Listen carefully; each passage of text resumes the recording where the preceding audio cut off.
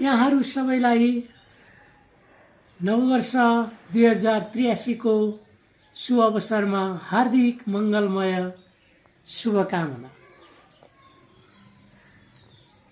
नववर्ष र आरोग्यता सम्बन्धी केही भन्न गइरहेको छु। नववर्ष तिमीलाई जोश जाँगर र उमङ्गका साथ हार्दिक स्वागत तथा अभिवादन। नववर्ष म तिमीसँग प्रार्थना गर्दछु आरोग्यताको बिउ यत्र तत्र सर्वत्र छर्न सकूं, आफू पूर्ण स्वस्थ बन्दै अरूलाई पनि बनाउन सक्रिय हुन सकूं। नववर्ष तिमीसँग प्रण गर्दछु कुण्ठाको पोखरीमा जमेको यो दुखी मन सफा गर्दै शान्त बनी बुद्धले झै शान्तिको शङ्खनाद गर्न सकूं।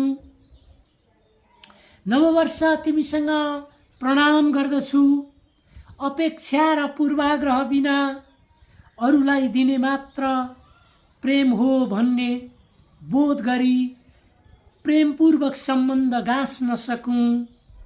नववर्ष तिमीसँग बिन्ती गर्दछु सबै मेरा र म सबैको हुँ भन्ने भावना विकास गर्न सकूं।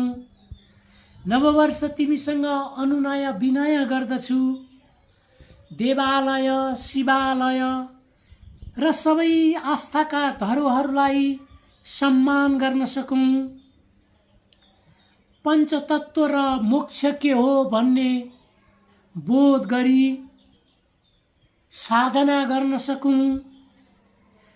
नववर्ष तिमीलाई नमस्कार गर्दछु 100 थरी बाजा एउटै ताल, 100 थरी घोडा एउटै चाल भने झैं लयमा लय मिलाउन सकूं।